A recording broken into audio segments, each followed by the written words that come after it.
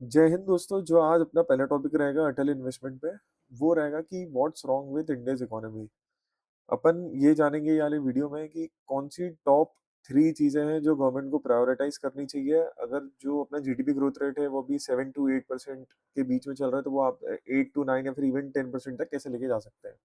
ये मेरा छोटा सा इंट्रोडक्शन है। मैंने गवर्नमेंट ऑफ मध्य प्रदेश के साथ काम किया हुआ है। मैं mutual fund advisory as a investor swing trader पिछले 8 साल से स्टॉक मार्केट में काम कर रहा हूँ। सबसे पहले तो ये है कि अपन गवर्नमेंट का क्रिटिसिज्म कर रहे हैं, पर अपन ये नहीं बोल सकते कि गवर्नमेंट ने कुछ काम नहीं किया है। पिछले 12 सालों में जैसे कि आप देख सकते हैं, जो पूरा बैंकिंग सिस्टम है उसमें जनधन योजना के तहत गवर्नमेंट ने बहुत सारे बैंक अकाउंट्स खोले हैं, फाइनेंशियलाइजेशन ऑफ सेविंग्स हुआ है।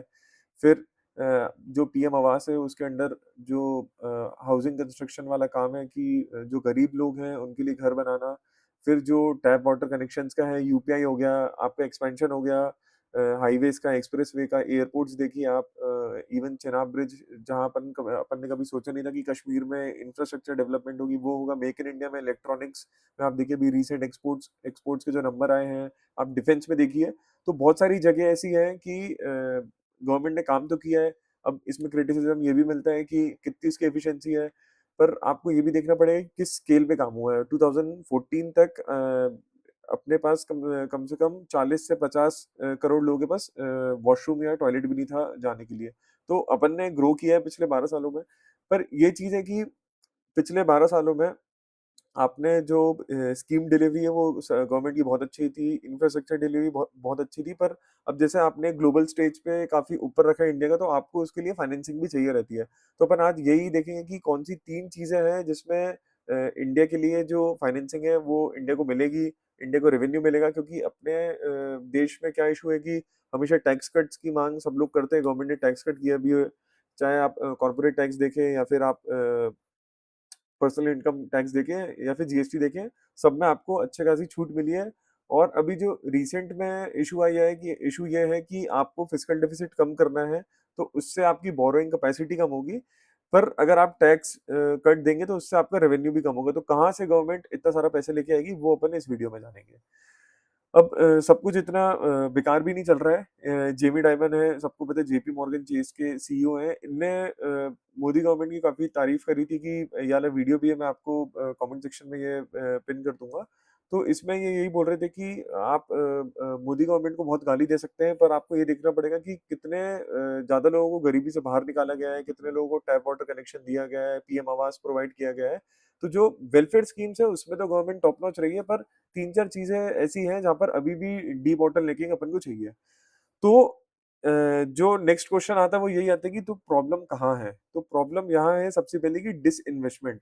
जब भी राइट विंग गवर्नमेंट्स आती है ऑल ओवर द वर्ल्ड, तो उनका ये रहता है कि हमें एक लीन गवर्नमेंट चलानी है, कम से कम मिनिस्ट्रीज हो। चाहे आप डोनाल्ड ट्रंप को देखें, चाहे आप अर्जेंटीना के जो अभी करंट में लीडर है उनको देखें कि मेरे ख्याल से 15 to 20 मिनिस्ट्रीज थी, उनने उसको उठा के 5-6 में कर दिया गया है। तो अगर आप रीगनॉमिक्स देखें या फिर मार्gaरेट थैचर को भी देखेंगे, तो उनने यही कहते हैं कि डिसइन्वेस्टमेंट काफी तेजी से उन्होंने किया था। जब प्राइम मिनिस्टर 2014 में आए थे तो उनने यही बोला था कि मिनिमम गवर्नमेंट मैक्सिमम गवर्नेंस। तो उसके तहत सबको यही लग रहा था कि बहुत ज्यादा डिसइन्वेस्टमेंट यानी सरकार करेगी, पर उसका एकदम उल्टा ही हुआ है। ये मैंने क्लॉट से डेटा निकाला है, थोड़ा ऊपर नीचे हो सकता है, पर अगर आप डिपैम की वेबसाइट पे भी जाके देखेंगे, तो जो गवर्नमेंट टारगेट देती है और कितनी एक्चुअल में डिसइन्वेस्टमेंट हो रही है, तो अगर आप देखेंगे स्टार्टिंग से बस 2 ही साल थे जिसमें जो टारगेट दिया था उसको ओवर अचीव किया है। बाकी आप सालों में देखेंगे तो बहुत ज्यादा जो टारगेट्स हैं, मतलब जो भी एक्चुअल डिसइन्वेस्टमेंट है वो बिल्कुल भी नहीं हुआ है। अगर आप पिछले 12 साल में देखेंगे तो आपको एक ही बड़ी डिसइन्वेस्टमेंट दिखेगी, वो है एयर इंडिया की। जब अटल जी की सरकार थी, उनने सबसे पहले अरुण शौरी को इसका चार्ज दिया था कि आप डिसइन्वेस्टमेंट करिए, गवर्नमेंट के लिए रेवेन्यू लेके आइए। तो उनने ये बहुत अच्छे से किया था। पर उसके बाद भी जब यूपीए 1 और यूपीए 2 आई थी, तो जो लेफ्ट विंग गवर्नमेंट रहती है उनसे ज्यादा एक्सपेक्टेशन नहीं रहती कि वो प्राइवेटाइजेशन करेंगे, एक एक्सेप्शन छोड़ के 1991। तो इसमें आप मेरे को कमेंट सेक्शन में ही बताइए कि आपके क्या इस पे विचार है, उस पे हम जरूर रिप्लाई करेंगे। तो इधर पे आप देख सकते हैं कि और जो रिसेंट 2024-25 है, इसमें तो 11 ईयर लो की डिसइन्वेस्टमेंट हुई है। मतलब कुछ गवर्नमेंट ने टारगेट ही नहीं दिया पिछले 1-2 साल से और अचीव भी नहीं किया है। बहुत सारी ऐसी सेल है कि बीपीसीएल के शेयर्स उठा के एचपीसीएल को बेच दिया, इंडियन ऑयल को बेच दिया, तो ये वाली डिसइन्वेस्टमेंट भी बहुत चल रही है।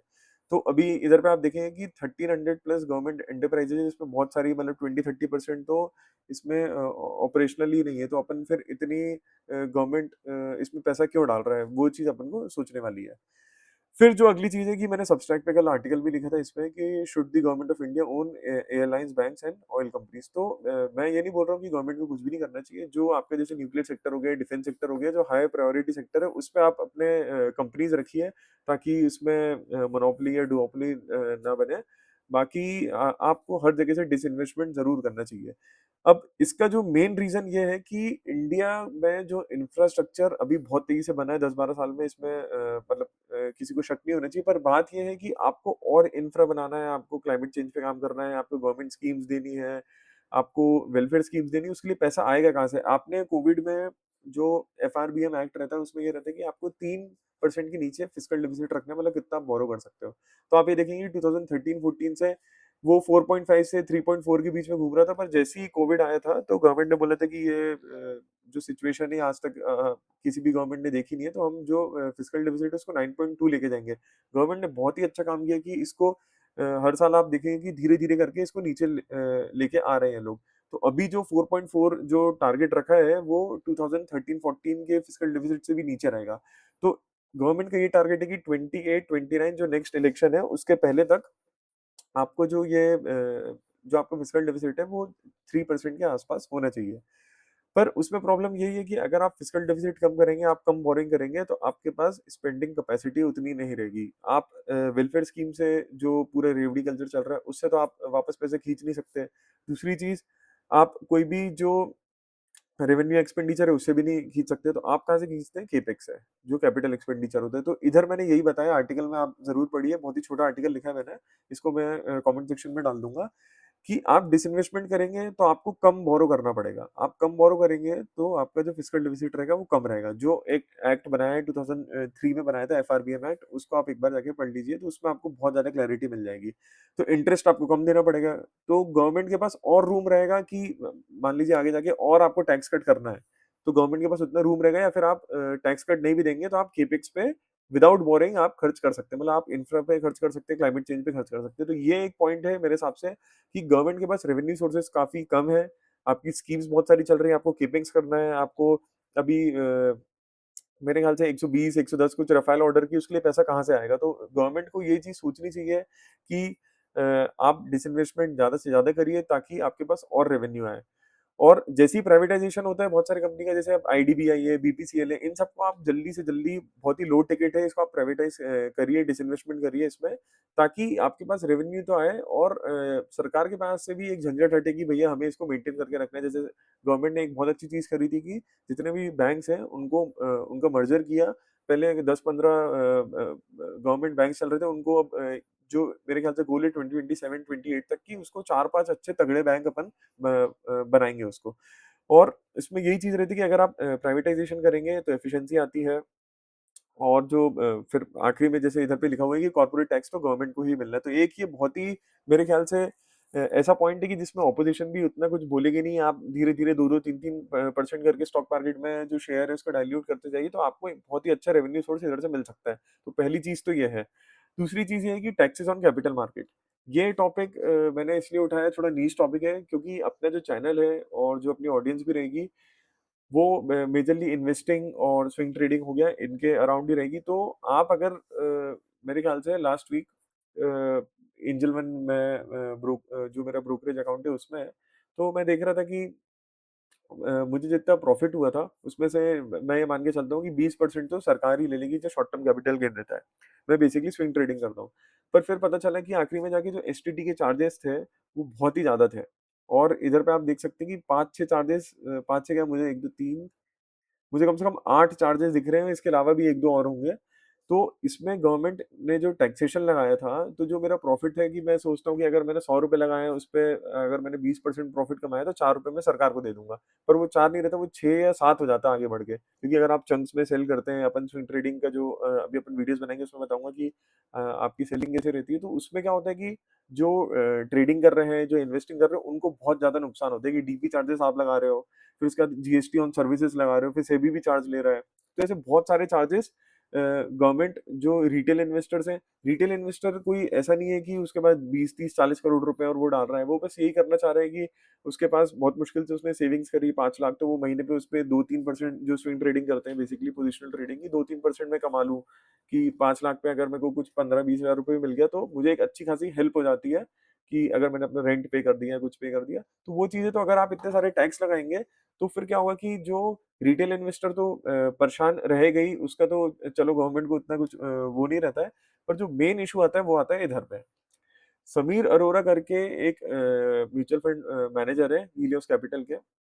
इनने ये आप हेडलाइन पढ़िए, इनने ये मनी कंट्रोल पे आर्टिकल अभी जनवरी में लिखा था कि FPIs will walk away if capital gains is raised. अभी बीच में बात चल रही थी कि कैपिटल गेन्स बढ़ा देंगे। जो एफपीआई है, जब से आपने जो टैक्सेशन बढ़ाया कि 20% आपने शॉर्ट टर्म कैपिटल गेन कर दिया है और 12.5% आपने लॉन्ग टर्म कैपिटल गेन कर दिया है। जिस दिन से वो न्यूज़ आई है, आप निफ्टी का चार्ट उठा के देख लीजिए, जो निफ्टी है वो पूरी फ्लैट है। स्टॉक मार्केट में उसके बाद से ऑलमोस्ट 0 या 1 आध 2% ही रिटर्न बना होगा। क्यों?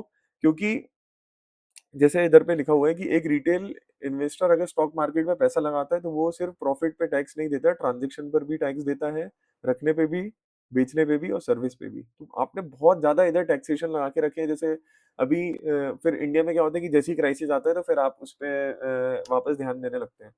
अभी क्या हुआ कि जैसे ही आपकी करेंसी 95-96 पहुँचने वाली थी, अब आपको एफपीआईज़ की ज़रूरत थी, तो आपने क्या किया कि बॉन्ड पे टैक्स हटा दिया। तो यही चीज़ हम चाह रहे हैं कि आपने बॉन्ड पे टैक्सेशन हटाया, तो आप इक्विटी पे भी टैक्सेशन हटा दीजिए। आप जो सोच रहे हैं कि 50-60 बिलियन डॉलर जो पैसा आएगा जो बॉन्ड्स के थ्रू आएगा, जो फिक्स्ड डिपॉज़िट फॉरेन में रेज़ होंगी, मैं बोल रहा हूँ कि आपके पास 150 से 200 बिलियन डॉलर पैसा आ जाएगा, जितना आप इधर टैक्सेस में कमा रहे हैं।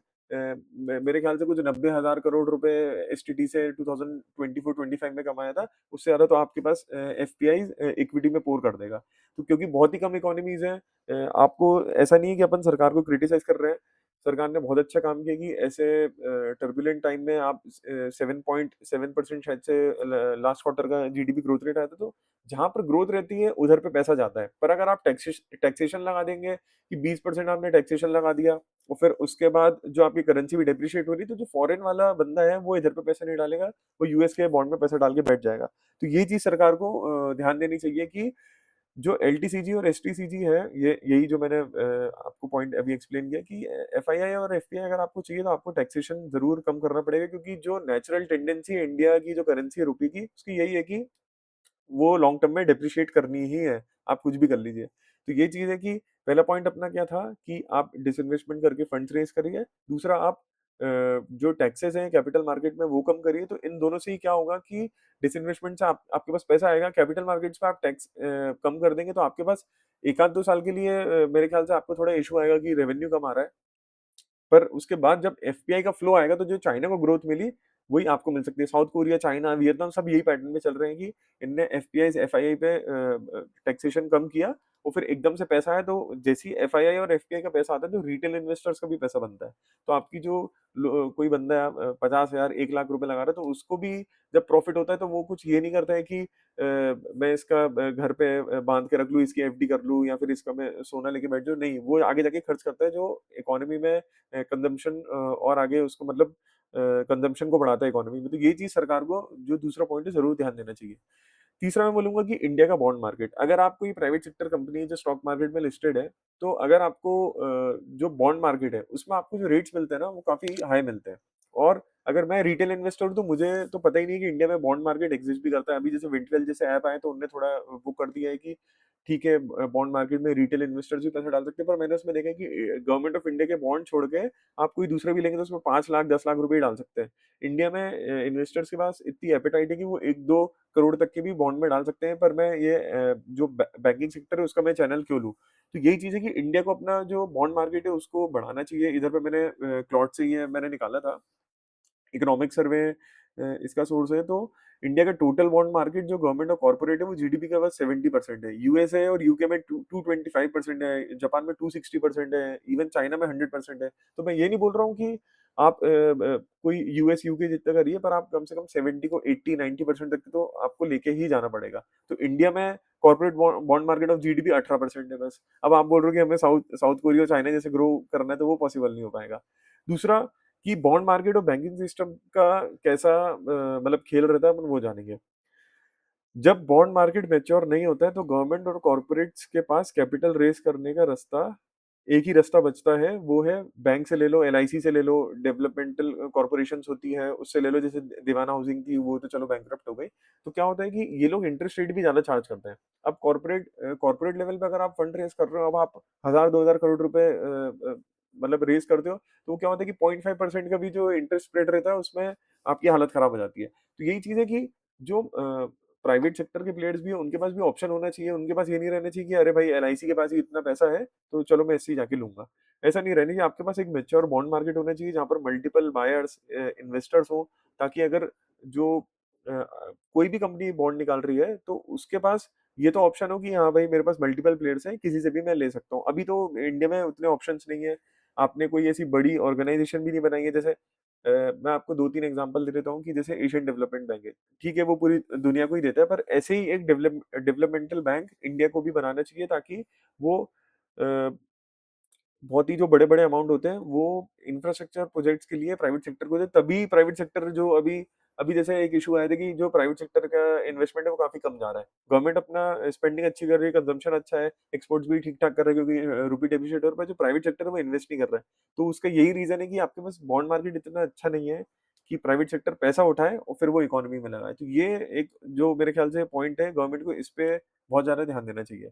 तो जो आखिरी में अपन सम अप करेंगे कि आप डिसइन्वेस्टमेंट करिए, उससे कैश रेज़ होगा, उसको आप मेरे ख्याल से अगले 2 पॉइंट भी लगा देंगे, तो आप जो इंडियन इकोनॉमी है उसका बहुत उद्धार हो जाएगा। कि आप जो टैक्सेस हैं इक्विटी पे, इवन प्रॉपर्टी, रियल एस्टेट, आपने ईटीएफ गोल्ड की निकाल दी, इन सब पे भी आप जो टैक्सेशन है वो कम कर दीजिए। तो मेरे ख्याल से कि आपके पास करेंसी इन्फ्लो इतना ज़्यादा आ जाएगा कि आपको कभी ये फॉरेन एक्सचेंज क्राइसिस का सोचना ही नहीं पड़ेगा। अभी मैं देख रहा था 2-3 हफ्ते पहले ही सब बोलने लगे थे कि चलो भाई अब तो 1991 जैसा हाल हो गया है। तो मतलब लोगों का परसेप्शन भी ऐसे ही है। तो मेरे ख्याल से अगर आप टैक्सेशन कम करेंगे, तो ज़रूर इंडियन इकोनॉमी को फ़ायदा होगा। वो तीसरा है कि हेल्दी बॉन्ड मार्केट, ताकि lower interest rate private sector को मिले, क्योंकि मल्टीपल आपके पास उधर पे लेंडर्स हैं। तो ये अपना पहला टॉपिक था। आपको कुछ भी डाउट हो तो आप ज़रूर कमेंट सेक्शन में पूछ सकते हैं। Thank you. जय हिंद।